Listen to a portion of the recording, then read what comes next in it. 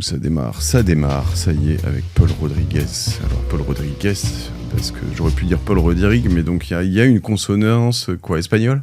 Portugaise. C'était une sur deux. Ouais, voilà, j'étais pas très loin. Peut-être que le Rodriguez espagnol aurait eu un Z quand même. Ouais, un petit Rodriguez du coup. Ouais, j'aurais dû être plus sharp sur celle-là. On va parler d'un sujet qui m'intéresse pas mal, qui m'est assez cher, pour des histoires de racines, sans mauvais jeu de mots, mais racines familiales et de choses comme ça, qui sont les terres agricoles, l'agriculture. Ça m'est assez cher, mais c'est vrai que j'ai toujours cette notion de c'est bien joli, mais c'est pas avec ça que je vais partir dans l'espace au niveau de mes finances. Tu vas m'expliquer un peu ce que t'en penses, où est-ce qu'on en est, parce que pourtant, tu peux aussi te dire assez légitimement que les terres agricoles, finalement, on a besoin de matières premières agricoles. Il se passe des choses en Ukraine où c'est compliqué. Il y a on va dire une compétition internationale qui fait que les cartes sont rebattues. Et peut-être que finalement, des terres agricoles en France sur lesquelles en plus on cherche à peut-être réverser en bio sur une partie de tout ça. Alors je crois qu'on a atteint aussi des limites. Tu vas me raconter ce que tu sais là-dessus. Il doit pouvoir se passer des choses. Il y a des changements de génération. Enfin voilà. Donc je voudrais essayer de comprendre tout ça. J'ai fait 3 épisodes par le passé sur et autour des terres agricoles et des forêts. Et à chaque fois, je me suis rendu compte que on était souvent pas mal plutôt sur des carottes fiscales que sur des vraies plus-values. Ça te va comme programme, Paul? On va aller creuser tout ça dans les moindres détails. Avec plaisir. Pourquoi et comment tu connais ça, toi, à part le fait que tu aies grandi à Bordeaux, si j'ai bien compris, où les terres agricoles valent quelque chose, mais peut-être plus qu'ailleurs. En viticole, particulièrement. Comment est-ce que tu connais ça ? C'est marrant, tu commences en disant on a toujours un lien familial ou un arrière-grand-parent, un grand-père, une grand-mère, quelqu'un de la famille qui était dans le milieu agricole, et du coup on a tous une certaine affinité ou en tout cas une image de ce secteur-là. Tout simplement, de mon côté, j'ai grandi dans une ferme dans le Bordelais. Donc mes 2 parents travaillent dans le monde agricole et du coup on se prend de passion, on comprend comment ça marche et du coup le retour à ce secteur-là. En fait, j'ai travaillé entre-temps 6-7 ans en banque d'affaires, fonds d'investissement et j'ai constaté que cet actif-là, effectivement avec toutes les tendances macroéconomiques qu'on peut avoir, le sentiment de peur sur les marchés, c'est peut-être pas l'actif qui t'envoie dans l'espace, mais c'est celui qui fait que tu arrives à consolider ton patrimoine sur le long terme et à diversifier tes actifs aussi. Donc il y a plein de sujets intéressants et je pense que c'est une belle phase pour revisiter finalement cet actif. De banque d'investissement, origine agricole, finalement tu coches toutes les cases pour aller rentrer dans ce genre de business. Même en fait physiquement, aujourd'hui tu nous as mis un look de gentleman farmer avec la doudoune sans manches et la petite chemise en dessous. On a toutes les cases qui sont cochées avec Paul Rodriguez. Alors raconte-moi rapidement, avant de rentrer dans le détail et aussi de m'expliquer ce que vous faites, c'est quoi le délire dans les terres agricoles ? Qu'est-ce qui se passe en ce moment ? Est-ce qu'il y a des changements ? Est-ce qu'on peut faire de l'argent et comment on en achète ? Parce que c'est pareil, c'est bien joli, mais moi, de l'or, je sais comment en acheter, en fractionner, des cryptos évidemment, des actions, etc. Une terre agricole, tu vois, je saurais pas nécessairement où l'acheter, comment l'acheter, etc. Et qu'est-ce qui a changé là-dessus et comment ça avance ? Alors, en fait, tu as un marché où tu as de plus en plus d'investisseurs hors milieu agricole qui arrivent dessus. Un peu, j'ai envie de comparer ça en fait au private equity, où tu as eu du secondaire, du tertiaire, du quaternaire, et maintenant on est en LBO 5 ou 6 parfois sur des sociétés. Mais c'est un peu pareil, là sur la Terre, tu as une vraie tendance de fond avec de plus en plus d'investisseurs qui viennent sur le sujet. Pour comprendre un peu, post-seconde guerre mondiale, tu as une période où on a besoin de nourrir. On crie famine, on a vraiment besoin de reproduire plus. Et donc, il y a un système qui se met en place, qui était déjà avant, mais qui s'accélère, c'est la mise en location des terres. On appelle ça via un bail rural, bail agricole, et en l'échange de fermage. Et donc, tu as des terres qui sont en location, et c'est 60% des terres en France maintenant. Donc, ça représente à peu près 100 milliards d'actifs. Au total, tu as 167 milliards de terres agricoles en France, et tu as 7 milliards de transactions par an. Et donc, ce qui a changé sur ça, et je viens sur ton point, c'est vraiment ce côté investissement qui vient sur ce secteur, avec en volume, c'est 30% des terres qui sont acquises par an qui sont par des personnes qui ne sont pas du milieu agricole. D'accord, ok, donc t'as pas forcément, c'est un signe, mais besoin d'être de ce milieu-là pour en acheter, ça peut intéresser des financiers.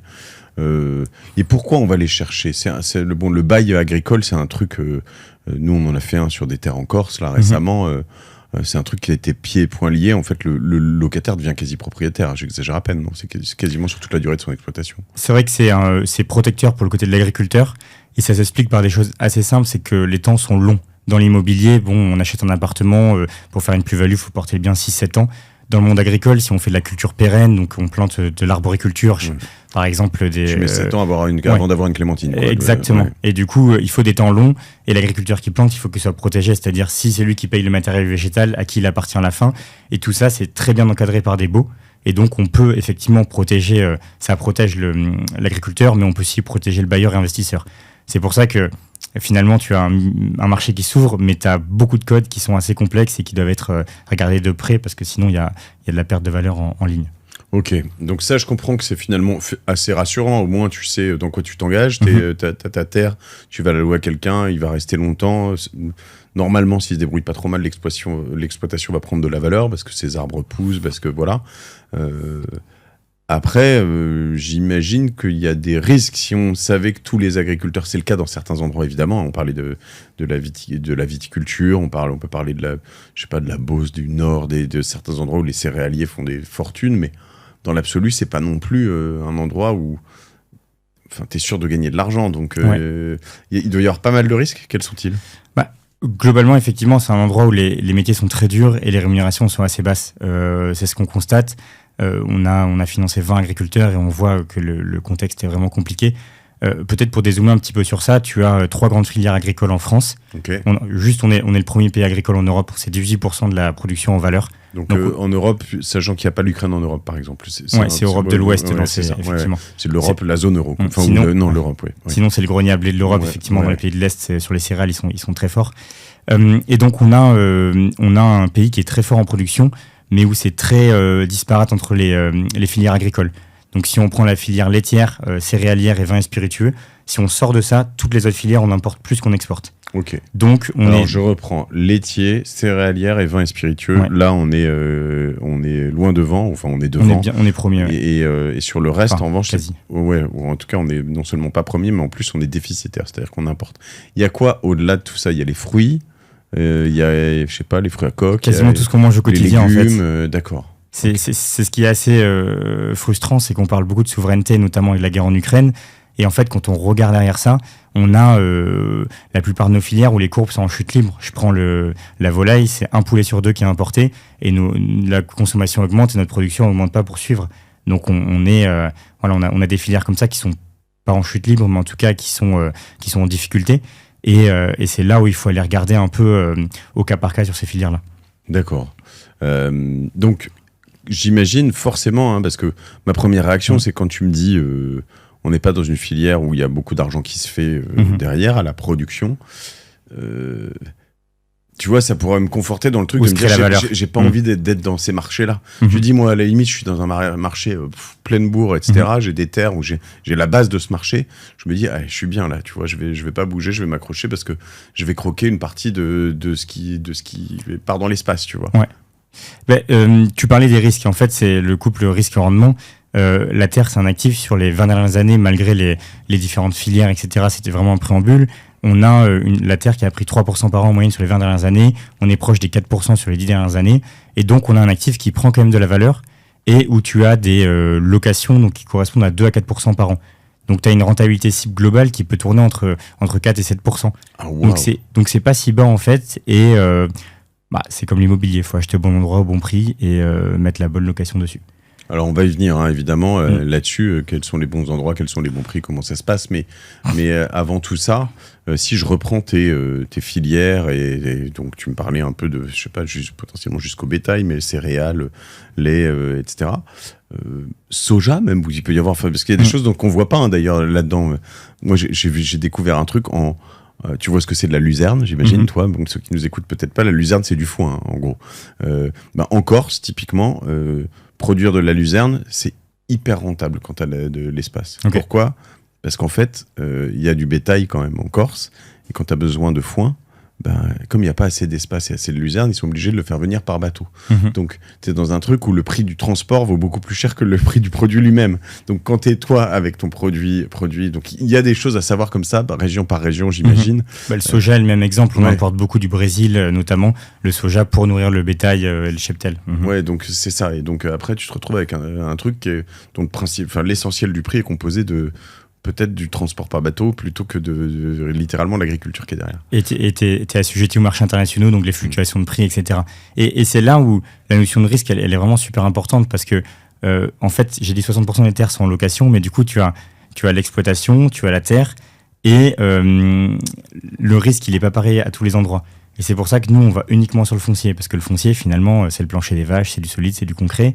Et comme dans tout prêt pour des sociétés ou autres, une entreprise agricole, c'est un entrepreneur. Le tissu français d'entreprise agricole, c'est 1-2 ETP, voire structure familiale. Donc tu as un risque qui est forcément élevé sur des structures de petite taille.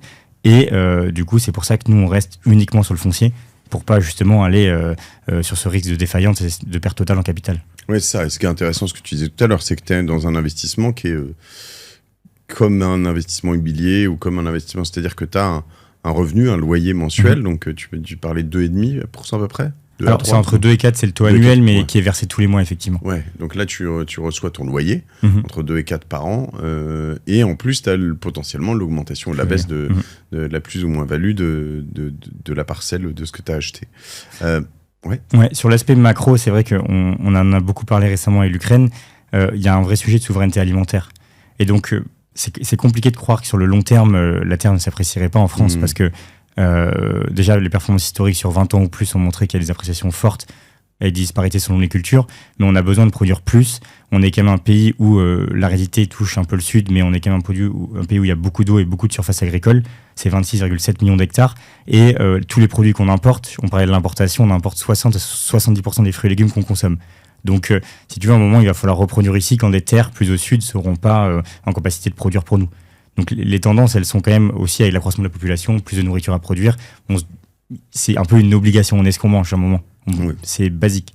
C'est sûr. You are what you eat every day, you are what you drink every day, you are aussi. What you read or listen every day. Vous êtes ce que vous écoutez aussi tous les jours, faut bien vous en souvenir. Non, je suis d'accord, évidemment. Et après, en plus, quand tu vois l'usage des terres, tu penses aux renouvelables notamment, aux énergies, de plus en plus. On fait pas encore de fossiles et d'exploration de gaz de schiste. C'est très bien comme pas ça. Mal, ouais. On peut rester comme ça. Mais je veux dire, au moins, on a, que ce soit l'éolien ou le photovoltaïque, moi je vois en Corse, tu as quand même des usages des terres qui sont aussi très intéressants, potentiellement, pour d'autres choses que de l'agriculture pure, quoi. Effectivement, et sur la création de valeur, en fait, elle va venir de pas mal de leviers. Ça, c'est le premier levier de base, c'est il y a un loyer, il y a un agriculteur qui exploite, etc. Il y a le prix de la terre. Mais après, on a plein de sujets qui viennent se greffer. Tu as la partie crédit carbone, crédit biodiversité, où en fait, tu commences à valoriser un travail qui est fait par l'agriculteur depuis toujours, mais dont toute la société profite, mais qui n'était pas valorisé. Et donc ça, c'est potentiellement du rendement en plus. Et après, le photovoltaïque, c'est un très gros sujet. Nous, on est contactés peut-être toutes les semaines par un nouveau cabinet qui veut faire du photovoltaïque sur les parcelles agricoles. Il y a un cadre très strict, c'est bien de l'agri-photovoltaïsme, donc il faut bien que ça reste au service de l'agricole, mais c'est un secteur où il y a énormément de projets et qui est très dynamique avec, pour se rendre compte en termes de volume, un agriculteur à l'hectare, un fermage de façon classique, ça va être à peu près entre 150 et 200 euros à l'hectare sur des terres standards. 150-200 euros par an. Oui, à l'hectare. De revenus? Non, de loyer. De loyer, ok. Le fermage. Okay. Et du coup, sur le photovoltaïque, pour un hectare équipé, tu coupes en deux entre bailleur et grosso modo ce qui fait entre bailleur et preneur, donc entre agriculteur et celui qui est propriétaire du foncier, c'est 1 500 euros à l'hectare pour chacun. Parce que c'est ce que j'allais te poser comme question. Le propriétaire peut toucher son bout de gras sur de la vente d'électricité ou sur quelque chose comme ça? Oui, tout à fait. En fait, généralement, ce qui se fait pour aider l'agriculteur, c'est que c'est 50%, 50%. Okay. Et du coup, c'est pas du tout négligeable à l'échelle de l'exploitation par rapport à un fermage côté bailleur, parce que c'est le loyer que tu recevrais, donc tu recevrais 200, là tu as 1500 en plus, ce qui est énorme. Et côté agriculteur, pour le coup, les rentabilités à l'hectare, elles sont de quelques milliers d'euros selon les cultures qu'il va faire. Donc ça lui fait un boom assez fort. Et bien sûr, je parle de l'agri-photovoltaïsme, il faut que ça complète la production qui est en dessous. Oui, tout à fait. C'est que, en effet, ça, pour avoir travaillé sur des projets comme ça, on vérifie bien ce que tu sois toi-même ou ton locataire agriculteur. C'est pas ouvert à tout le monde. C'est pas juste sur des terres qui ne servent qu'à ça. Mais c'était vraiment ma question qui venait, c'est que finalement, moi, quand je loue une terre, je suis un propriétaire terrien, ça fait un peu seigneur à l'ancienne là, mais je loue et ce que fait, alors le seigneur il faisait ce qu'il voulait je pense, mais ce que fait l'agriculteur là-dedans, c'est son problème, c'est pas le mien entre guillemets. C'est-à-dire que je peux pas du tout, si j'arrive et qu'il y a des clémentiniers qui décident d'en faire des vignes ou du blé, j'ai pas du tout mon mot à dire, si. Si, c'est beaucoup plus imbriqué en fait. Un bail, bon, t'as 3 types de baux, principaux. T'as les baux à 9 ans, 18 et 25 ans. Les baux à 9 ans, ce sont des baux qui sont faits de gré à gré, donc tu peux les signer sans notaire, et 18-25, c'est enregistré par les notaires. Donc il y a beaucoup de clauses, c'est un document très précis, et dedans, tu peux encadrer à la fois la partie environnementale. Est-ce que les terres vont rester en bio? Est-ce que ce sont des prairies permanentes qui doivent rester en prairie? Donc tu peux aller très loin dans l'encadrement. Et également, s'il y a de la culture pérenne, donc de la vigne ou des abricotiers ou des clémentines, comme tu disais, bah là justement, ça va être restitution des arbres en état, quel est l'état des lieux lors de la prise des parcelles. Et donc tout ça va être très encadré justement pour que tu puisses avoir ton mot à dire sur la destination des parcelles. Pour qu'on puisse se projeter sur la suite de l'épisode, Paul, j'aimerais que tu m'expliques un peu ce que vous faites, vous, c'est chez Hectarea. C'est-à-dire, vous retailisez tout ça, vous faites du fractionné là-dedans? Exactement. Ok. En fait, tu as un double constat. Côté particulier, tu as une envie d'investir plus durablement son épargne, mais la notion de risque n'a pas été très bien traitée pour le secteur agricole jusqu'à maintenant. C'est-à-dire que tu as des solutions, mais très souvent, ça passe par du don ou des choses comme ça. Et si on veut attirer beaucoup de capitaux, il fallait proposer une solution qui soit simple et lisible. Et bon, tu parlais tout à l'heure de produits fiscaux, mais là, on est sur un produit de rendement. Tu as comme un livret des loyers chaque mois. Tu as pas mal d'autres avantages que la partie financière, mais en tout cas, ça pose un peu le contexte côté particulier. Et côté agriculteur, en fait, tu as de plus en plus de besoins en financement. Pour 2 raisons principales. 1, la transition écologique. Oui. Qui paye, c'est toujours le problème. Il faut du financement. Et 2, c'est le renouvellement des générations. Tu as un peu plus de 400 000 exploitations en France, 480 000 à peu près, et tu as entre 30 et 50% des agriculteurs qui partent à la retraite dans les 10 prochaines années. Donc tu as un vrai sujet de financement des nouveaux entrants, et quand tu t'installes, si on fait rapidement, c'est 6 000 € l'hectare en moyenne, un peu plus, taille moyenne d'exploitation 60 hectares, donc ça, 60 fois 10 000 m², et du coup ça fait des installations à 360 000 €. Donc, okay. Et ça c'est que le foncier. Et donc après, tu ajoutes le cheptel, le matériel, les plantations. Et donc finalement, tu te rends compte que pour qu'un agriculteur s'installe, il doit s'endetter à hauteur de 500-600 000 €. Et donc nous, côté agriculteur, on l'aide en prenant le foncier. Et côté particulier, on permet finalement d'investir dans le foncier pour la première fois avec une plateforme où tu peux dire, je sais pas, j'habite en Bretagne, j'habite vers Rennes. Ben là, on vient de financer un projet qui est à Rennes en maraîchage. T'investis à côté de chez toi dans un projet. Sinon, t'aimes un autre type de culture, on a fait des noisetiers dans le Lot-et-Garonne. Tu peux dire, j'ai investi sur une parcelle de noisetiers dans le Lot-et-Garonne. Ok.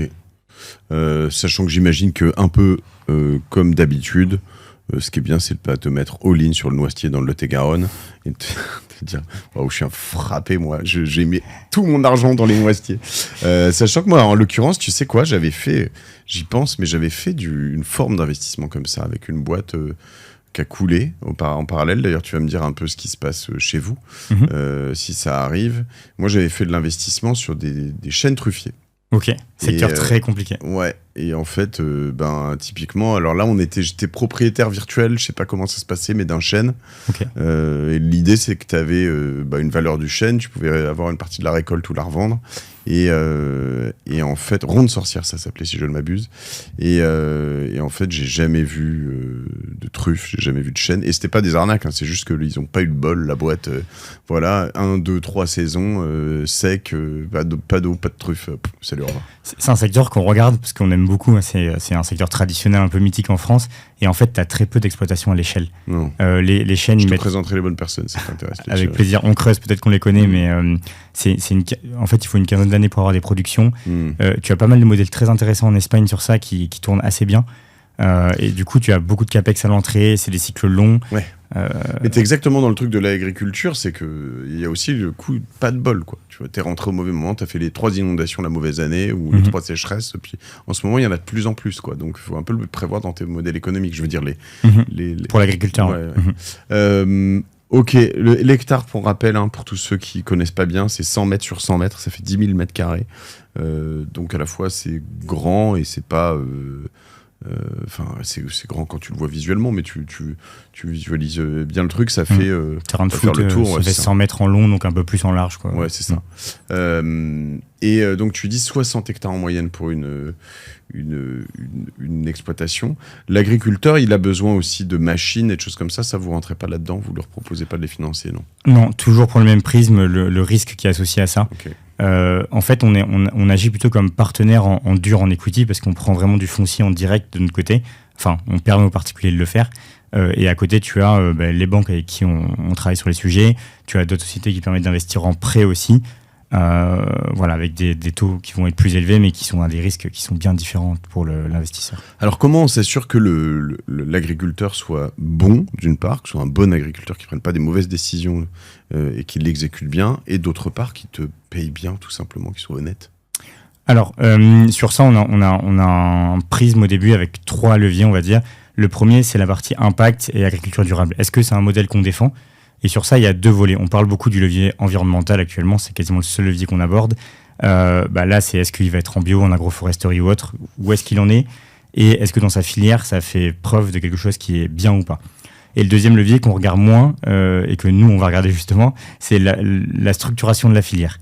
Quelqu'un qui vend du lait en gros volume, il va vendre à 30 centimes d'euros le litre, il va avoir beaucoup de têtes, et finalement, c'est des exploitations très dures. Sur ça, nous, on a plutôt financé des producteurs qui vont faire du fromage transformé à la ferme, et du coup, le lait, finalement vendu en fromage, ils vont le vendre à plus d'1 euro le litre. Donc, on va vraiment regarder comment est construite la filière, et du coup, est-ce que tu envoies quelqu'un casse-pipe ou pas, en fait, dans un modèle qui est trop tiré pour lui sur son exploitation. C'est ça le grand classique qu'il faut comprendre dans l'agriculture, ce que ma famille a fait longtemps, ce qui n'était pas une bonne idée d'ailleurs, mais c'est que tant que tu transformes pas, tu crées pas de valeur, quoi. Si tu vends du raisin brut pour faire du vin, ou alors du blé, alors le blé, c'est rare les agriculteurs qui transforment, mais ou du fromage, en effet, enfin si tu vends du lait de brebis sans faire de fromage, en fait ça vaut rien, quoi, quasiment rien. C'est très compliqué, effectivement. Pour des filières, notamment le viticole que tu as évoqué, t'es apporteur de raisin en Champagne, ça va. T'es apporteur de raisin en Cognac, en ce moment, ça va pas du tout. Donc voilà, plus t'es loin dans la filière, plus ta distribution est risquée. T'as pas la valeur de la marque, t'as pas la valeur de la transformation, de la distribution, etc., etc. Du coup, on va beaucoup regarder ça. Donc, notre premier pilier, c'est vraiment, est-ce que c'est un modèle qui est soutenable pour l'agriculteur, mais vraiment d'un point de vue environnement et structuration de filière. Ça, c'est notre premier prisme qui permet de trier les dossiers très rapidement au début. Et ensuite, tu as un double prisme. Tu vas avoir celui de la partie rendement. Selon les terres où tu vas en France, c'est pas du tout le même rendement. Tu as des prix qui varient beaucoup et des loyers qui sont encadrés.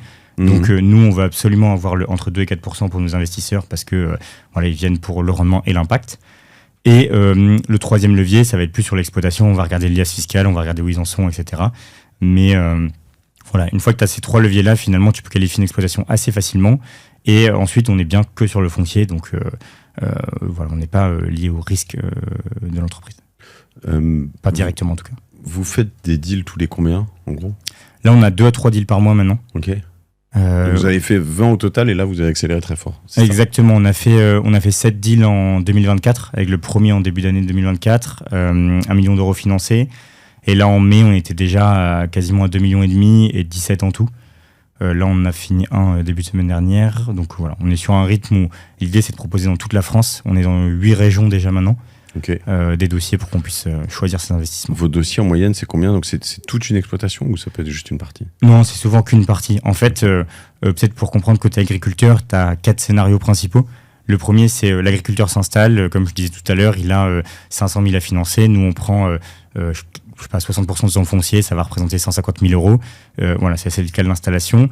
Tu as le cas d'une transmission familiale. Les terres, en fait, il y a beaucoup d'investisseurs, même au sein des familles, le cousin, la sœur, le frère, etc. Et donc... tu veux racheter ça, cleaner la captable, comme on dit. Exactement, parce qu'en fait, tous ceux qui continuent pas l'exploitation, ils veulent l'argent qui cristallise dans le foncier. Donc, à un moment, il faut payer. Cleaner la captable, c'est le langage singulier des start-upers, mais on veut nettoyer la table de capitalisation, donc on veut nettoyer tous les gens qui sont propriétaires d'une boîte. Donc là, c'est tous les gens qui sont propriétaires du foncier, donc des terres. Tu te dis, attends, la cousine Germaine, là, elle est bien sympa, mais il n'y a pas de raison qu'elle gagne de l'argent sur mon truc, j'aimerais bien récupérer ce truc. Et elle te dit, bah oui, mais bon, ça vaut quelque chose. Donc toi, tu rachètes en interne une sorte de LBO presque.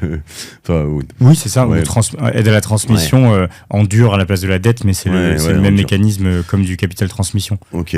Et après, les derniers cas, c'est l'agriculteur, il a des terres qu'il a en location, le propriétaire veut vendre, lui ne veut pas tout acheter d'un coup, et sauf que, par exemple, tu fais de l'élevage en extensif, c'est 1 hectare par vache, s'il perd une surface trop importante, il peut plus faire tout simplement son exploitation. Et le dernier, c'est le refinancement, parce que tu es agriculteur, tu as de l'argent qui cristallise dans le foncier, mais finalement, ça t'aide pas à changer ta chaîne d'embouteillage, par exemple. Donc, des fois, tu peux refinancer tes parcelles, ça c'est plus complexe, mais on peut le faire aussi. D'accord, donc et par moment, vous avez pour objectif de revendre, j'imagine, à l'exploitant à la fin. Exactement, il a une option d'achat. Les agriculteurs qui viennent nous voir, ils veulent racheter plus tard les parcelles. Okay. Donc l'idée, c'est de porter pendant une dizaine d'années les parcelles pour pouvoir leur revendre. C'est des temps longs, donc peut-être que l'agriculteur arrête et tu vends comme tu vendrais les fonds de commerce et les murs, tu vends les deux en même temps. Donc l'idée, effectivement, c'est qu'il y ait un roulement par la suite pour les investisseurs aussi.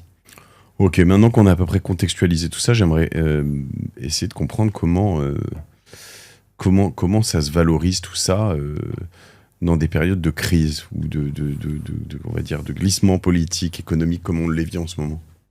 Alors, c'est pas cyclique comme l'immobilier. On parle souvent de la terre agricole comme valeur un peu refuge, derrière l'or bien sûr, qui est la valeur refuge, mais c'est des choses qui traversent assez bien les cycles économiques. Même là, quand il y avait des taux à 3,5 ou plus ou 4%, les agriculteurs continuaient à emprunter, là où dans l'immobilier, le marché était atone. Donc non, on a un actif qui traverse très bien les crises et qui justement est utilisé pour ça en termes de diversification, pour avoir tout simplement moins de risques dans son portefeuille dans la globalité. Et alors quand est-ce que ça diminue, si ça diminue par moment, j'imagine ? Il peut y avoir des petites baisses sur des années et sur des cultures très précisément. Donc là, il faut vraiment regarder dans le mix quand il y a des baisses. Le prix moyen, il est plus proche il est entre 6 et 8 000 selon la nature des terres, à peu près en prix moyen, terre nue ou prairie. Mais tu as des parcelles qui peuvent se déprécier très fortement. Je prends malheureusement l'exemple de Cognac actuellement. Il y a des grosses taxes, notamment la Chine qui va remettre des taxes à 30% ou 34,5% dessus. Sur le Cognac, ouais. Et du coup, là-bas, j'ai vu des parcelles il y a quelques années à 90 000 € l'hectare dans les meilleures zones et qu'on peut trouver à moins de 40 en ce moment. Donc, incroyable. Il peut y avoir des grosses choses qui se passent, mais c'est des filières qui sont très dépendantes de l'export, etc. Donc, un peu complexe.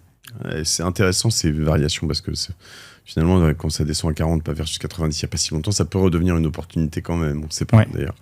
De mémoire, je ne sais pas pourquoi j'ai eu ce flash-là d'un coup dans un des épisodes que j'ai fait.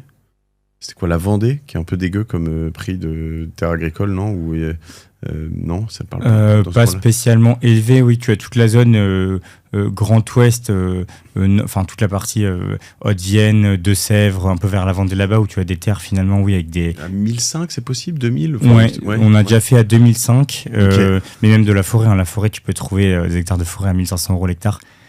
C'est assez dingue, d'ailleurs, tu dis que tu achètes un bout de terre qui est quand même immense pour 1 500 €. Oui, c'est vrai. iPhone. C'est assez dingue quand même. Ce qui est toujours compliqué sur la forêt, c'est de te dire quelle est la valeur du truc en fait. Qu'est-ce que j'en fais ? Tu vois, comment je vais gagner de l'argent avec une forêt ? Ah oui, en effet, tu peux couper du bois, mais une fois qu'il est coupé, bon, alors sur 1 hectare, tu as du bois à couper quand même, mais et généralement, tu vas élaguer. Il faut 1000 au moins, ils ont ça. Les gestionnaires, ils ont 1000 hectares ou plus. Moi, j'ai un peu de forêt de pin, et effectivement, c'est des cycles à 40 ans ou 35 ans. Quand tu fais ton rendement, tout cumulé sur les années de création de valeur, monter sur des choses à 2-3%, quoi. Ok, mais donc, on va dire qu'un hectare, ça vaut à partir de 1 500 € si c'est pas agricole, 2000-2005 si c'est agricole dans les mauvais cas, et ça monte, là tu m'as parlé d'un 90 000, ça peut aller bien au-delà ? Oui, sur les plus belles parcelles, on a vu récemment LVMH qui a fait des transactions en Bourgogne, et c'est des terres qui sont à plus d'1,8 million € l'hectare, dans les plus beaux villages, septentrionaux, etc. Donc, tu connais des noms là, tu peux me citer ou dans les appellations, mais tu as dans le Bordelais, tu as Pauillac aussi, où tu es à peu près dans ces prix-là.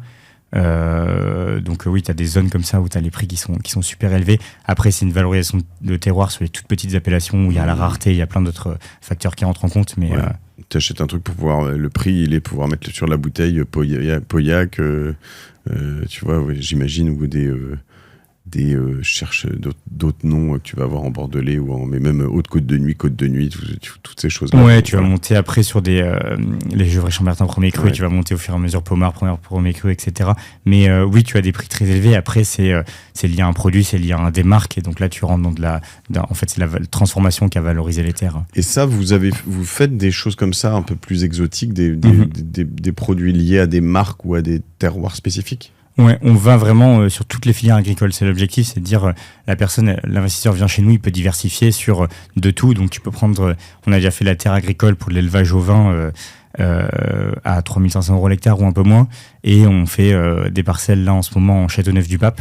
Voilà, appellation, c'est la première appellation française viticole qui a été créée. Et voilà, tu es sur des terres à peu près à 500 000 € l'hectare. 500 000, waouh. Ce qui m'inquiète, moi, souvent sur des... je suis pas le dernier à en faire et je crois très fort et j'adore le secteur. Je dis juste qu'il faut être vigilant sur les plateformes de crowdfunding. C'est que dans certains domaines, tu vas regarder, je sais pas, ça peut être dans le crowdfunding immobilier, dans le club deal, dans les startups. Tu vas regarder certaines plateformes où tu vas te dire, ok, tous les dossiers, les pires dossiers, ils finissent là-dessus.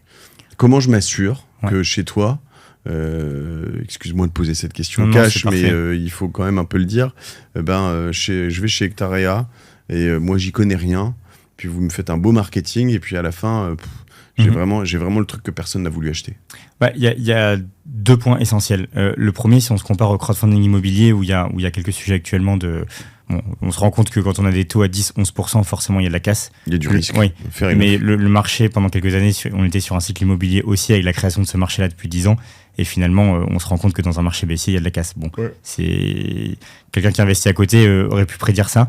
Et c'est une activité de promotion immobilière. C'est-à-dire que la plateforme, elle est au milieu. Il y a le promoteur, la plateforme, les investisseurs. La plateforme, elle prend un cut uniquement sur le montant qu'elle lève et c'est pas elle qui gère les pots cassés, entre guillemets. Et donc, ça, c'est un sujet de non-alignement de valeur, en fait. Enfin, de création de valeur. Parce que tu es au milieu, tu prends ta com et après, c'est pas très grave, entre guillemets.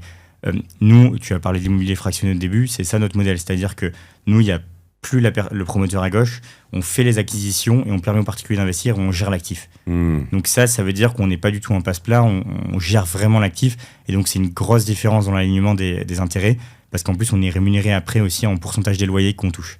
Donc ça veut dire qu'on doit vraiment aller chercher la valeur pour en faire au fur et à mesure. Donc ça, c'est structurellement, on est vraiment créé différemment. Et ensuite, il y a la question qui se pose du prix. C'est hyper important, tu achètes un actif immobilier, c'est à quel prix tu le payes. Et donc sur ça, nous, on passe systématiquement en France par les SAFER, qui sont des sociétés en fait qui gèrent les transactions agricoles en France. C'est très important à comprendre. Tu vas m'expliquer juste après comment ça fonctionne, parce que la question que je voulais te poser après, c'est comment est-ce qu'on en achète, etc. Parce que ça se vend pas à n'importe quel prix. Mais pardon, je te laisse finir. Ouais, c'est assez codifié en fait. Et du coup, les SAFER, si tu veux, même si tu veux pas passer par ces organismes-là, tu as les notaires qui enregistrent une vente immobilière comme elles le feraient pour l'immobilier locatif classique, et ils sont obligés de notifier les SAFER. Donc les SAFER, c'est comme si une banque d'affaires avait tous les multiples de transactions en fait autour de toi. Et donc nous, pour chaque transaction, on fait valider le prix ou changer le prix par les SAFER. Et donc ça te permet en fait d'avoir une sorte de garde-fou pour être sûr d'acheter au bon prix au bon endroit. Une SAFER, Société d'aménagement foncier et d'établissement rural, est une société anonyme, sans but lucratif, sans distribution de bénéfices, avec des missions d'intérêt général sous tutelle des ministères de l'Agriculture et des Finances. Les SAFER couvrent le territoire français métropolitain et les 3 dômes. Ça, c'est dit de tête, évidemment, puisque je connais cette définition par cœur. Non, c'est important de comprendre ça, parce qu'en effet, notamment, qu'est-ce que ça veut dire en langage courant? Si demain, je veux vendre ou acheter une exploitation ou des terres, la SAFER a un droit de préemption, si je ne m'abuse, sur toutes les transactions. Effectivement, ils préemptent pas pour eux, c'est-à-dire qu'en fait une préemption, c'est de dire il y a une transaction qui se fait d'un acteur A à un acteur B, mais en fait ils estiment que soit elle est pas au bon prix, tu peux faire une révision de prix, mais surtout ils estiment qu'il y avait l'acteur C en fait, qui a un jeune agriculteur dans la zone et c'est lui qui devait avoir les parcelles. Exactement. Et donc ils vont acheter et refaire la vente, ce qui va engendrer quelques commissions au passage, mais qui va permettre à l'agriculteur C d'avoir les parcelles. Donc oui, tu as ce cas-là, et c'est pour ça qu'il faut... nous, on a fait un gros travail pendant plus de 3 ans maintenant à avoir tout un réseau France entière pour justement bien s'occuper des transactions, être sûr qu'on a les bons agriculteurs et qu'on œuvre dans le même sens que peuvent le faire les SAFER. Il y a d'autres difficultés à acheter en direct des terres, d'ailleurs, parce que là, c'en est une. C'est-à-dire que je vais voir des prix. D'ailleurs, ça s'achète où des terres tu as le bon coin des terres agricoles? Non, il n'y a pas de où se loger, mais non, il n'y a pas de. C'est très éclaté en fait, très morcelé. Tu as un peu d'experts fonciers, tu as énormément de transactions bouche à oreille. Nous, on a construit une marque qui est maintenant assez forte et donc on a 5 dossiers qui nous arrivent par jour parce que les agriculteurs parlent entre eux, parce que on commence à être visible. Mais globalement, c'est vraiment très morcelé sur la partie. Enfin, c'est pas comme dans l'immobilier où tu as des gros acteurs. Il y a des professionnels quand même qui s'occupent de ça, qui font ça. Tu en as, oui, tu as quelques fédérations de professionnels, mais un expert comptable pourrait en faire un peu, le notaire peut en faire un peu à côté. Tu as vraiment plein de sources. Sachant que j'imagine qu'il y a une partie des transactions qui se fait avec le fonds, entre guillemets, un peu comme dans un fonds de commerce, c'est-à-dire que tu vends les murs et l'activité, non? J'imagine qu'il y a pas mal de gens qui partent à la retraite et qui se disent je vais vendre mes terres et ma ferme et mon activité, mes arbres, mes brebis, etc. T'en as pas mal comme ça, mais tu as aussi beaucoup de juste une parcelle à tel endroit parce que en fait les exploitations souvent elles sont un peu morcelées, donc tu te dis ok, j'ai trouvé une parcelle que veut un voisin, je vais vendre celle qui a 15 minutes parce que à chaque fois c'est 15 minutes tracteur et c'est un peu long et du coup tu la cèdes. Donc il y a beaucoup de réorganisation aussi. Parce qu'en effet, finalement, quand tu dis à 3 000 € l'hectare, je veux dire 60 hectares, si je suis un peu chaud... pardon, t'as dit 180 000 €. Ouais, 180 000, ou tu me disais 6 000 € d'ailleurs, on disait 360, mais peu importe l'un l'autre. D'ailleurs, mais 180 ou 350 000 €, finalement, c'est le prix d'un petit et moyen appart à Paris. Je pourrais me dire, vas-y, j'y vais, j'ai pas besoin d'hectares REA. Il y en a qui le font un peu comme ça, tu peux, c'est compliqué. Il y en a qui le font, tu peux le faire entre potes, à 3-4, ça se fait. Alors, tu peux toujours le faire, il faut juste aller à fond vraiment et bien se renseigner. La principale difficulté, c'est déjà, tu n'achètes pas une terre comme ça, au sens, c'est un agriculteur qui va l'exploiter. Si la terre est à destination agricole, tu peux pas acheter la terre pour ne pas l'exploiter. Ta transaction, en fait, elle va être bloquée. Il faut que vraiment ça reste à destination agricole. Et c'est ça le garde-fou, parce que si tu mets pas ce garde-fou que font les SAFER, finalement, les gens achètent des terres, ils se font des jardins immenses et dans 20 ans, on n'a plus d'agriculture. Donc, tu peux vraiment pas, il faut que ça reste une destination agricole et c'est vraiment un rôle qui est très important. Donc, ça, c'est le premier point, tu peux pas acheter comme ça. Ensuite, tu as énormément de détails selon les filières, les cultures. Donc, ça veut dire que quand tu signes ton bail, il y a des baux qui sont reconductibles, le 9 ans est reconductible 9 ans, le 18 aussi, le 25 non. Si tu veux avoir les économies de 70% d'abattement sur la transmission, c'est des baux à 25 ans. Donc, c'est très codifié, en fait. Donc, ça, c'est le deuxième point, c'est que tu peux faire des erreurs. Je vais prendre l'exemple du viticole. Dans certains baux, c'est le bailleur qui est responsable du matériel végétal. Ça veut dire que, je sais pas, si tu as 30% des pieds manquants dans ta parcelle, le preneur, donc l'agriculteur, peut exiger à celui qui a investi de remettre les pieds. Ça, c'est dans certains baux, tu peux lire ça. Mais dans d'autres baux, tout est à la charge de l'agriculteur. Donc, c'est pareil, il faut bien savoir ce que tu signes sur ça. Avoir des trucs à la charge du propriétaire, quand c'est pas toi qui exploite, c'est quand même un peu... Il y en a pas mal. Ouais. Tu te dis à un moment, ça n'incite pas le locataire à bien entretenir ton domaine, quoi.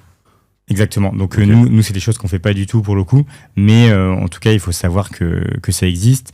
Voilà, je dirais principalement ça, les freins, et après, c'est avoir les dossiers en fait. Oui, ça c'est comme partout dans les startups, dans l'immobilier, si t'as pas les bons dossiers.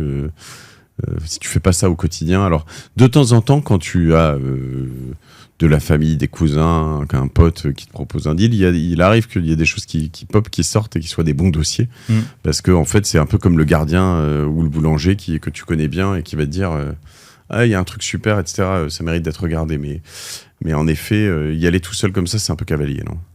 C'est cavalier. Et le dernier point, c'est la barrière au prix aussi, c'est-à-dire que si tu vas en direct, tu vas devoir débourser 100, 200, 300 000 € minimum pour faire un dossier. Donc c'est une barrière qui est forte, et celle-ci on l'a cassée, nous c'est dès 500 € l'investissement. Oui. Donc voilà, il y a tout ça qui fait que finalement tu as besoin d'être accompagné. 100, 200, 300, je sais pas si un banquier te suit pour acheter ce genre de choses, j'imagine quand même, non? Si j'y vais, c'est pareil, il a peut-être pas l'habitude. Si je vais à la banque du coin là, avenue de Wagram, je dis je voudrais acheter 200 hectares, il va me regarder, je dis Tu auras peut-être des gros yeux, mais c'est tout. faudrait mieux aller au crédit agricole de la région, là où je veux les acheter, en l'occurrence, je suis sérieux. Ouais, je pense aussi, mais le sujet c'est que sur de la terre, tu vas avoir de la dette amortissable, et en fait, ton fermage qui va tourner entre 2 et 4, les taux actuels plus le repaiement de la dette, en fait, tu rentreras pas dans tes frais. Donc voilà, tu financeras cette acquisition pendant les 20 ans. Et il y a des deals comme dans le photovoltaïque, par exemple, t'en parlais, ou peut-être l'éolien, ou sur lequel, en dehors de ça, je peux prélever une commission sur ce que gagne l'agriculteur, ou je peux aussi avoir tu vois, du skin in the game sur son activité, ou pas du tout? Des choses qui existent où en fait tu investis plutôt en capital dans la structure. Donc tu as des systèmes, notamment dans le viticole, où tu as les groupements fonciers viticoles, ou comme les GFF dans la forêt, les groupements de forêt. Du coup, sur ça, effectivement, tu es dans la gouvernance. Donc sur ces parcelles, tu peux potentiellement faire quelques décisions, mais ça reste loin de là où tu es, complexe souvent. Bon, t'as un peu, Paul, démonté ce que je disais au tout début, parce que je me disais finalement... c'est plus un intérêt fiscal que, on va revenir sur la fiscalité, mais qu'un vrai rendement. Là, si tu me balances un 2,5 plus 4%, non, c'est ça, au total 6, ouais, 6-8 ? Ouais, t'es entre 2 et 4, plus les 3%, 3-4% d'augmentation qu'il y a eu sur les dernières années. Donc, tu investis 10 000 euros, tu prends 800 euros par an, ça fait 200 euros par trimestre. C'est par trimestre que vous payez ou par mois ? Non, on paye par mois. Par mois. Bon, 200, ouais, un petit 65 euros par mois. Mine de rien, c'est... Ah non, parce que je ne suis pas payé par mois, je suis payé que le loyer par mois. Je fais une bêtise, pardon. C'est plus mon gain potentiel, mais par mois, je gagne un peu moins. Tu vas assez vite... Enfin, c'est pas mal comme rendement, finalement, si tu arrives à le revendre. C'est imposé comment ? Qu'est-ce qui se passe là-dessus ? Est-ce que tu as des aides ? Est-ce que tu bénéficies de différentes choses, ou tu es juste imposé comme sur l'immobilier ?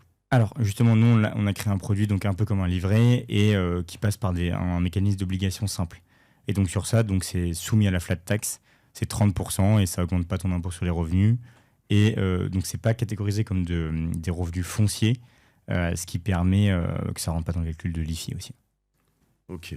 Donc c'est considéré comme un produit d'investissement chez vous ? Oui, exactement. Je suis pas propriétaire directement de... C'est pas des royalties non plus ? Non. Le marché des royalties, c'est un marché compliqué en France. Okay. En fait, faire investir 100 personnes sur une société, bon, ça se fait beaucoup maintenant. Il y a pas mal de startups qui le font. SPV, Roundtable. Donc exactement. On connaît bien. Sur ça, le sujet, après, c'est sur l'entreprise, ça va, c'est des gains en capital. Donc la gestion, tu signes une fois par an, mais il n'y a pas énormément de liens en plus.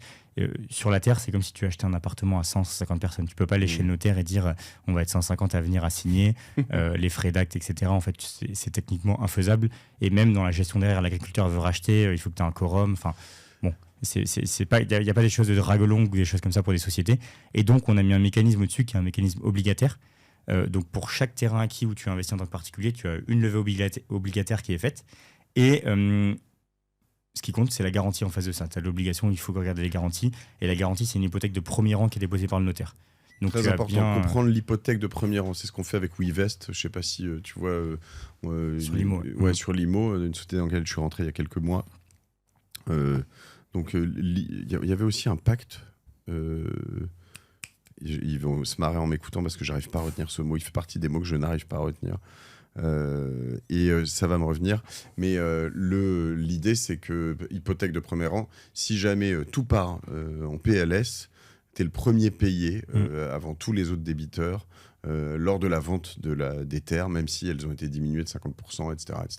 Exactement. Tu n'as pas de dette en plus dans notre modèle parce que c'est pas de la promotion, donc tu peux pas mettre de levier parce que les rendements sont pas assez élevés.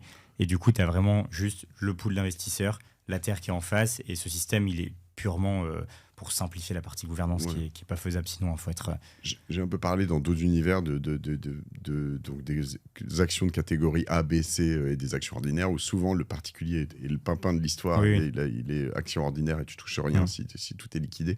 Là, c'est hyper intéressant, hyper important de comprendre ça. La question que je me posais, c'est quelle liquidité pour tout ça ? Est-ce que moi, je peux acheter, revendre facilement ? Parce que c'est pas très liquide, normalement, des terres agricoles. Ouais, on respecte la nature de l'actif en fait. Je pense qu'en termes d'investissement, Il prend une manière polie de dire c'est pas liquide du tout. C'est la réalité de l'actif. J'aime beaucoup la terminologie. On respecte la nature de l'actif. C'est très beau. Sinon, c'est qu'il y a une titrisation, quelque chose qui est fait, mais qui peut induire du risque, des reventes pas au bon prix, des risques de spéculation, etc. Mais non, c'est vrai que j'aime bien employer celle-ci. Concrètement, on est comme dans l'immobilier. Encore une fois, on n'est pas sur le crowdfunding IMO où tu as des trucs à 10% sur 24 mois, parce que là, c'est des travaux qui sont faits en fait. Quand on a ça, c'est j'achète un appartement sur un étage, il y avait des bureaux, je fais les appartements, je revends. Ouais. Il y a du risque. C'est du marchand de biens. Là, on est vraiment sur du locatif. Et si j'achète un appartement à titre personnel pour faire le LMNP, par exemple, qui a survécu, je vais mettre 5-6 ans à amortir mes frais notaires de 8%, etc. Là, c'est pareil. Il faut un temps long pour que la valeur se crée sur la partie plus-value. Et donc, on est à 10 ans sur les obligations. Voilà. En passant, c'est des obligations qui sont simples, donc elles sont échangeables de gré à gré. Donc nous, on a déjà fait des changements dans le registre. Il peut y avoir des gens qui veulent. Il y a des ventes. Quelqu'un qui veut me l'acheter. Exactement. Mais toi, tu le proposes pas. On ne garantit pas de liquidité et quand on a un actif qui est liquide par nature, c'est compliqué de garantir une liquidité. Alors attends, ce que tu me dis là, on n'avait pas utilisé ce terme depuis le début. C'est une obligation que j'achète. Donc je suis pas actionnaire des terres. Je suis pas propriétaire. Exactement. Ok. Je suis propriétaire de quoi? Enfin, je prête de l'argent. À qui? Alors, tu es investisseur dans les terres. Il y a deux structures. Il y a la SAS opérationnelle hectariat et il y a la foncière qui est une SA. La foncière, elle fait les acquisitions et elle fait une émission obligataire par projet. Okay. Et donc, à chaque fois, toi, tu rentres dans un pool d'obligataires qui, lui, a investi donc, sur un terrain. Et comme on disait, le niveau de garantie, tu peux avoir, il existe des cautions personnelles, il existe pas mal de choses, du nantissement de parts. Là, c'est vraiment, tu as juste le terrain qui est en face avec une hypothèque qui est enregistrée par le notaire.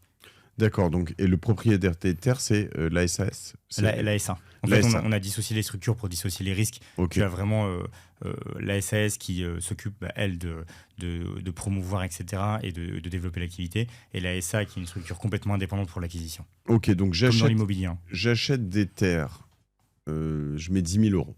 J'achète chez vous, je mets dans 5 terres différentes, 5 fois 2 000 euros, peu importe. Non, on va me rester sur une seule. J'achète 10 000 euros, un bloc. Je suis tous les mois reversé de mes 2,5% par an, d'accord. Entre 25 et 30 euros par mois, quoi. 25 et 30 euros par mois, ok. Donc ça, c'est tous les mois. Et à la fin, au bout de 10 ans, le deal, c'est ça avec vous. Tu vas me rendre la valeur des 10 000 euros. Donc, soit ça a baissé, ce qui ne devrait pas arriver, c'est ce que vous misez là-dessus. Soit ça a augmenté et tu vas me rendre mes 14 000 parce que c'est passé à 14 000, c'est ça? C'est ça. Et du coup, tu auras récupéré 3 000 de loyer pendant la période. Ouais. Donc, tes 3% par an qui tournent, avec tes 300, donc x 10, 3 000. Ouais. Et tu auras potentiellement la terre qui a pris quelques pourcentages. Et donc, imaginons, tu reprends tes 12, plus les 3 que tu as touchés, tu es à 15, tu avais investi 10. Ok. Clair. Et qui devient propriétaire au bout de ces 10 ans, du coup? À qui elles appartiennent quand tu me rachètes, moi? Ça, c'est revendre des parcelles. Donc, l'agriculteur, il est bien sûr prioritaire. Ouais. Généralement, les velléités de rachat, elles sont plutôt autour de 6-7 ans. Si l'agriculteur veut racheter ses parcelles au bout de 2 ans, c'est qu'il aurait dû faire un prêt et pas passer par toi au début, parce qu'il a perdu 2 fois les frais de notaire, donc c'est pas utile. Donc c'est ça le scénario central. Après tu as c'est des temps longs, donc si l'exploitation se revend, on revend les parcelles en même temps. Okay. Il peut y avoir même une transmission familiale où c'est revendu. Enfin c'est la même question que de dire dans l'immobilier à qui je revends une fois que j'ai fait mon bien locatif, au marché. Et comme je disais au début, en fait ton marché il s'est vachement ouvert, donc tu as beaucoup plus de sorties possibles. Je sais pas pourquoi ça me vient là, parce que je pense aux différents risques, mais ça pourrait être valable d'ailleurs dans l'immobilier locatif. Mais en cas de décès, t'es couvert par une assurance, c'est ça, de ton locataire? Alors, comment ça se passe? Si tu mets une assurance loyer impayé, le problème c'est que ton rendement il est dégradé et il est déjà pas très élevé. Donc il n'y a pas d'assurance qui est mise dessus. Et nous, par contre, on retrouve un nouvel agriculteur où on revend les parcelles. Okay. On a eu le cas sur une parcelle récemment où on a eu un problème familial d'un agriculteur qui du coup devait arrêter. En fait, on était dans une zone où on a acheté, où il y avait beaucoup de demandes, bouche à oreille. En un mois, on avait retrouvé, amendé le bail, re-signé un bail et pas de discontinuité de loyer parce qu'on s'entendait bien avec lui, on s'est arrangé. Donc, c'est tout ce travail-là qu'on fait aussi et qui montre qu'on gère l'actif et qui est important. Super important. Et vous faites ça cœur sur la main, évidemment. pour 0 commission et totalement bénévolement. Donc j'essaie juste de déconstruire votre modèle économique. Pardon, je dis ça en rigolant, mais c'est bien évident. Quel est le modèle? Quelle est la commission chez vous? Alors, comme la plupart des plateformes qui lèvent des fonds pour d'autres, là c'est pour nous, mais c'est un pourcentage à l'entrée. Ouais. Et après, tu as un pourcentage des loyers pour le suivi qui est fait, tout simplement. Ok. Donc pourcentage à l'entrée, allez, let me guess. Faut penser au SCPI un peu pour donner un critère. Ah, donc 10%. Ils sont un peu dessous, ils sont vers 12, nous on est à 10. Ouais. Ok, 10%, ok. Ça dépend des SCPI. Les néos, maintenant, ils prennent plus, mais ils se rattrapent peut-être plus tard sur justement les loyers. Et donc derrière, 10% à l'entrée et quoi, 2% sur la gestion derrière? Non, on est à... Enfin, ton 2%, toi, ce serait sur l'actif sous gestion. Ouais. Nous, en fait, on prend des loyers comme ça. C'est que si on est capable de faire notre travail, qu'on est rémunéré. Et donc, on prend au maximum 12% des loyers qui sont versés. D'accord. Très clair. Donc, et à la sortie, vous prenez rien? On prend une partie de la plus-value à la sortie, effectivement. Ok, ce qu'on appelle le carry. Comme un fonds. 20%? 10, ok. On est plus 10. bas. Plus bas, ok. Donc, si j'investis, je le refais comme ça pour comprendre, 10 000, toi, tu vas investir 9 parce que tu vas regarder 1000. Et derrière, sur les 30 euros que tu me reverses, alors c'est pris au-dessus, j'imagine, 20 à 30 euros, mais toi, tu vas en toucher 12%. Oui, c'est déjà pris au-dessus. C'est déjà pris au-dessus, d'accord. Et à la sortie, en l'occurrence, si je passe de mes 10 000, alors... mes 10 000 ou mes 9 000, c'est ça la question qui passe augmente, si la valeur augmente. Ah non, tu parles de tes 9 000, si la com qui a été prise, elle n'est pas prise dans la plus-value dans le modèle. Donc si ça j'ai pris 30%, et bah toi tu vas me prendre 3% de ces 30% du total. Donc moi je vais toucher 130 et toi tu vas toucher 3. C'est ça? Ok. Très clair. Donc, ça semble, de toute façon, c'est des actifs qui demandent du travail, quoi. Ouais. C'est pas alors c'est un peu comme dans l'immobilier, tu as des locataires, de l'entretien, du suivi. C'est un peu plus simple quand même parce que si on a fait l'immobilier locatif à titre personnel, on se rend vite compte que c'est assez complexe. Moi aussi. Je confirme. Ouais. Et du coup là en fait ta vacance locative elle est beaucoup plus basse parce que quelqu'un qui s'engage, qui plante des arbres fruitiers qui vont mettre 5, 6, 7 ans à produire à fond. En fait, la terre, c'est ce qu'il a besoin, c'est la première chose qu'il paye dans son activité. Et donc, en fait, tu as quand même une vacance locative qui est beaucoup plus basse et beaucoup moins de gestion sur l'actif.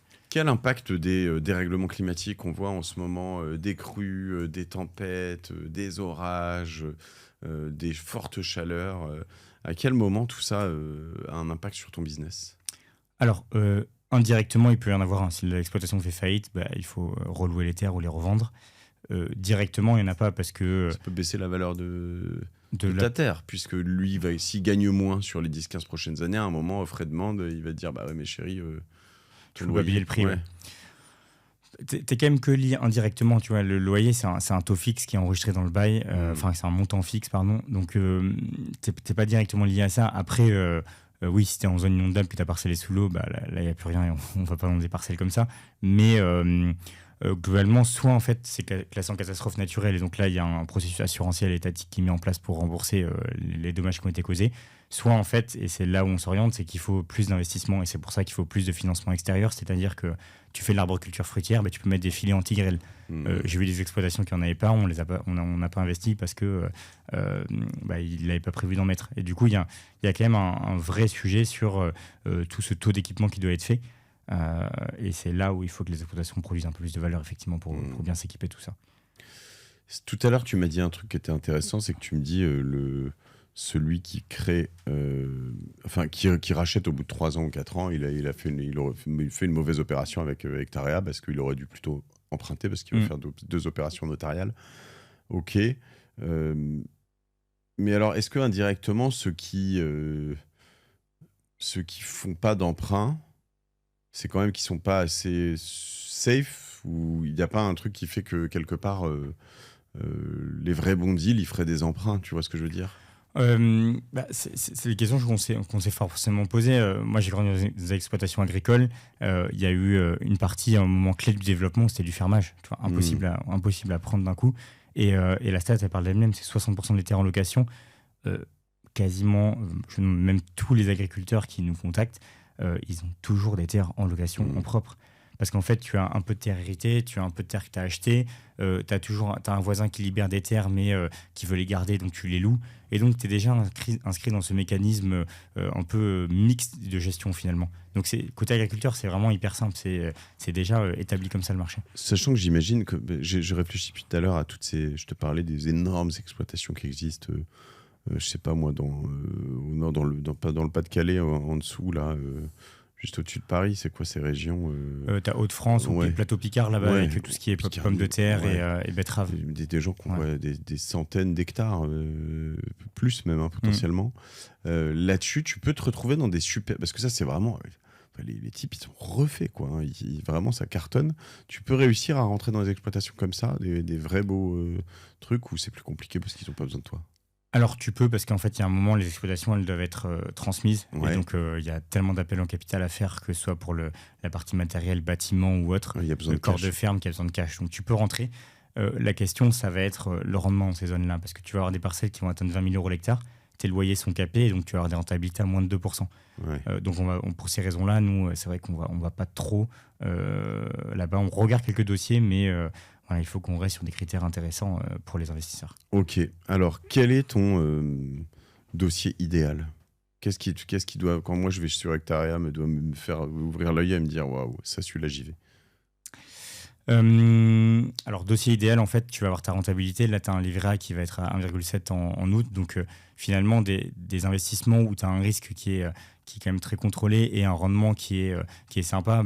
Dès qu'on a du 3% sur la plateforme, là, on s'est habitué à un marché des taux hauts, mais il y a 3-4 ans, le livret A était à 0,8. Donc, tu vois, quand on retourne dans un marché des taux plus bas, finalement, les choses qui tournent à 3%, c'est pas mal. Mais au-delà du pourcentage, est-ce qu'il n'y a pas des dossiers, je sais pas moi, des typologies, de taille, d'exploitation, de région qui te font...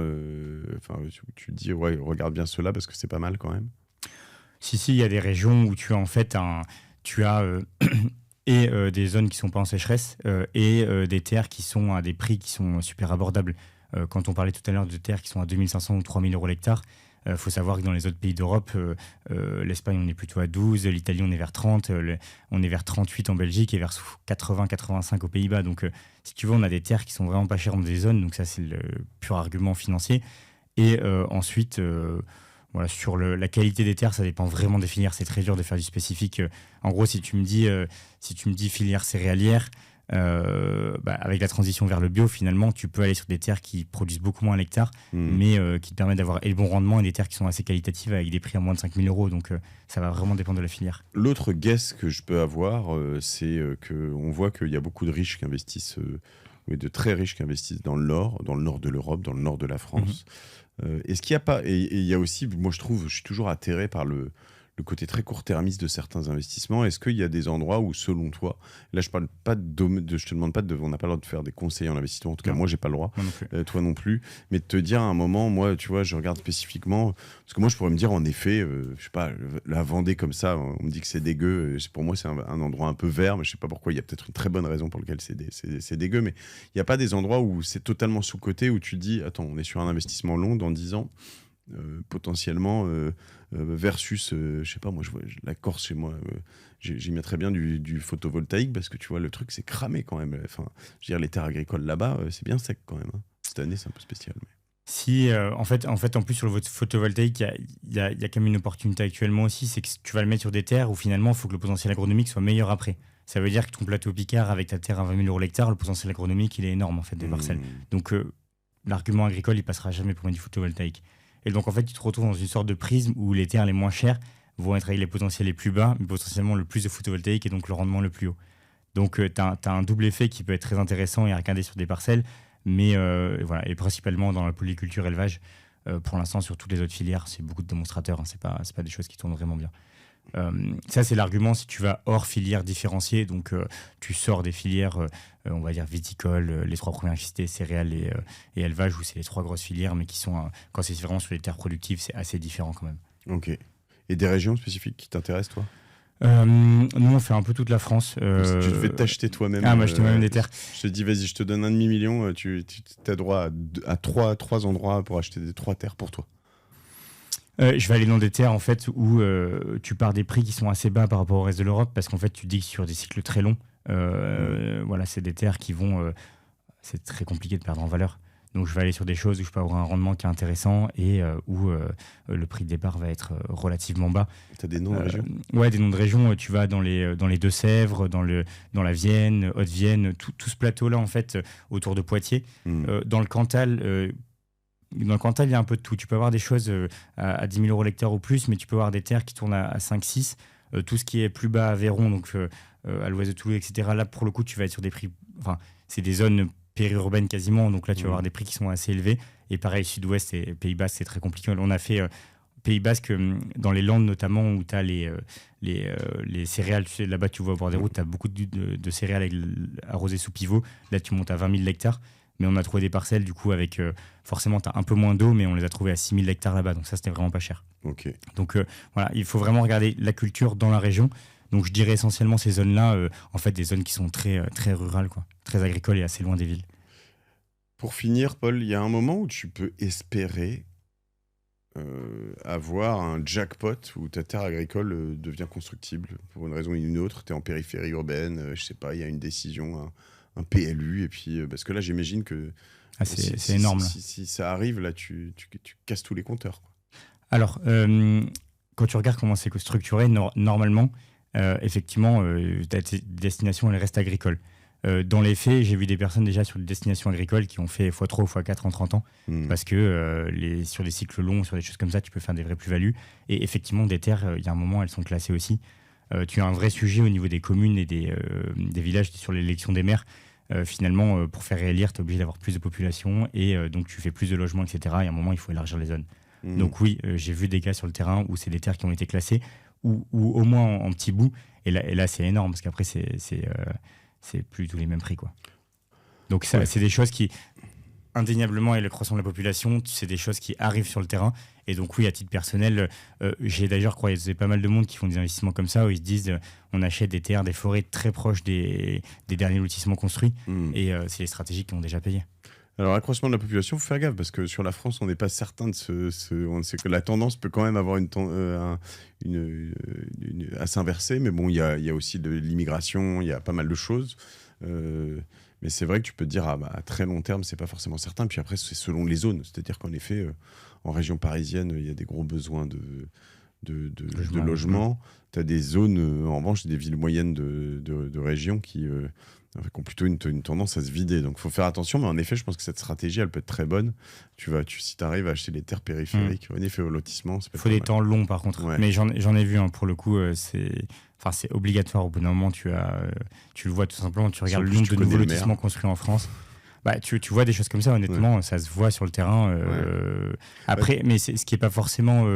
mauvais non plus. Il y a un moment, il faut loger les gens aussi. Donc, c'est des logiques de développement, de territoire. Si c'est des belles terres agricoles, il y a des organismes qui sont là pour éviter ça. Mais bon, après, tu as c'est une autre problématique qui est vraiment sur le logement aussi. Ok. Et il n'y a pas d'input fiscal en revanche dans tout ça, depuis ce qu'on dit tout à l'heure. On est vraiment sur quelque chose. Il n'y a pas d'aide de l'État pour racheter des terres agricoles, pour faire des choses comme ça. Moi, je ne suis pas incentivé à le faire. Alors, tu vas avoir des sujets sur la transmission. Là, il faut acheter en direct, il faut faire avec des beaux long termes. Et là, effectivement, tu as des abattements à hauteur de 70%. Sur des sommes assez conséquentes. Sur le foncier viticole, ça vient d'être relevé à 20 millions d'euros. Donc, tu peux effectivement faire l'optimisation sur la transmission avec le foncier agricole. Ok. Bon, écoute, je crois qu'on a bien traité le sujet. On voit combien... Bon, alors j'étais quand même à côté. Là, on est vraiment sur quelque chose qui a des rendements plutôt assez solides, qui semble assez safe, parce que on ne sait pas ce que ça va donner sur le long terme, en ce qui concerne la valeur de la terre, mais tu peux te dire, vu le contexte international, que ça ne devrait pas non plus complètement...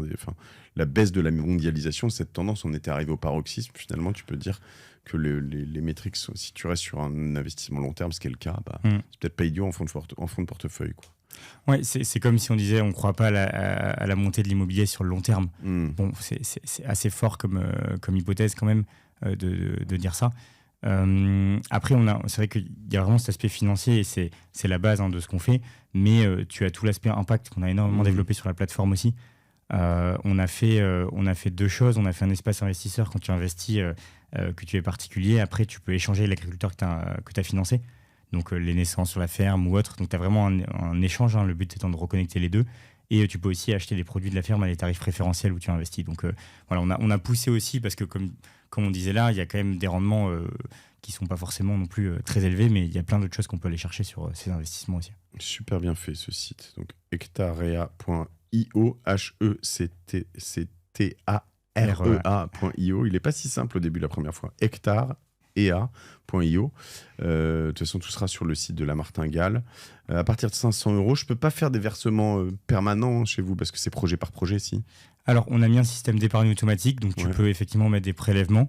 Et après, tu te connectes sur la plateforme pour investir. Par contre, c'est toi qui garde la main. Ok, on rappelle que l'idée, c'est de plutôt pas tout mettre dans son même panier. C'est quand même, moi je ne fais pas de conseils, mais en tout cas, mettez pas all-in sur plus risqué toujours. Là, je vois qu'il y a plusieurs projets en cours au moment où on enregistre.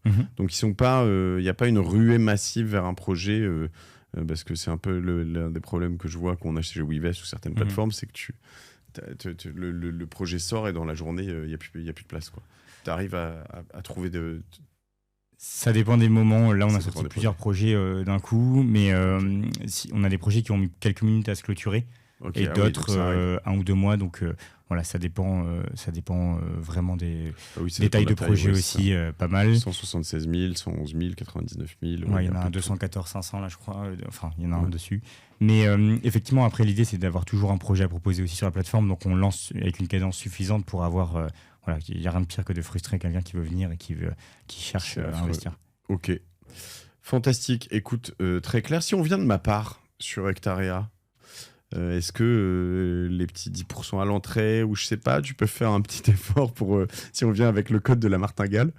Bien sûr, ouais. On va faire un petit code qui sera mis avec 2% du coup d'économisés qui seront reversés une fois l'investissement réalisé. Ok, très bien. 2% sur la valeur totale de ce que j'investis. Exactement. Trop bien. Eh ben écoute, merci pour tous les auditeurs. Je précise que je ne touche rien pour ceux qui n'ont pas l'habitude. Tu confirmes? Je confirme à 100%. Je ne t'ai rien demandé en face de ça. C'est juste la négo, la Martingale pour les auditeurs de la Martingale. Merci beaucoup.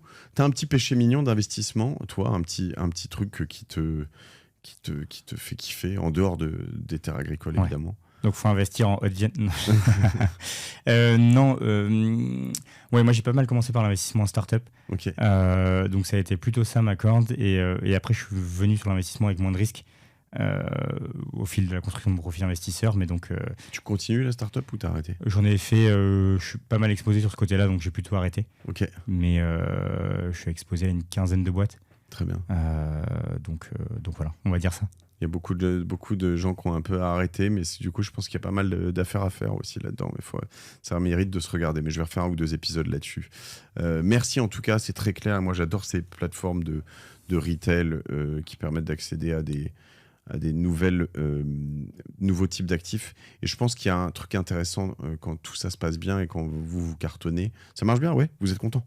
Ouais. Bah là, on a fait plus que l'année dernière en 5 premiers mois de l'année, donc oui, ça se développe bien. C'est que je pense que déjà, ça soutient de l'activité pour des entrepreneurs, des gens qui veulent se lancer. Chez vous, pour des agriculteurs, chez d'autres, pour des marchands de biens ou des gens comme ça qui, en ce moment, peuvent avoir plus de difficultés à se financer par des banques.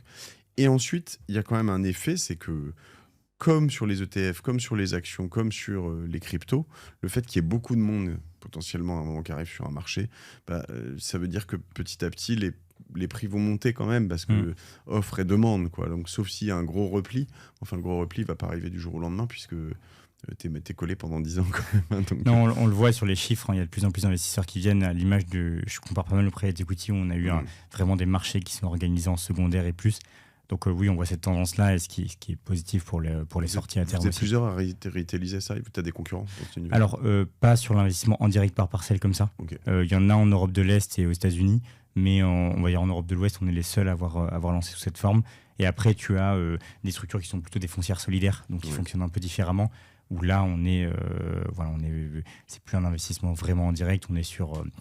tu mets dans une structure dans laquelle tu es associé qui, elle, va investir sur plusieurs actifs derrière. Okay. Eh ben écoute, très bien. Je te remercie, Paul Rodriguez. On te suit avec un S à la fin, on l'a dit tout à l'heure, sur LinkedIn par exemple. Et puis tout le monde, ruez-vous sur hectarea.io. .io et la prochaine fois peut-être qu'il aura acheté le .com parce qu'il est... tu me raconteras si ça arrive. Merci en tout cas pour toute cette transparence et puis longue vie avec Taria. Allez. Merci beaucoup. À plus, bisous.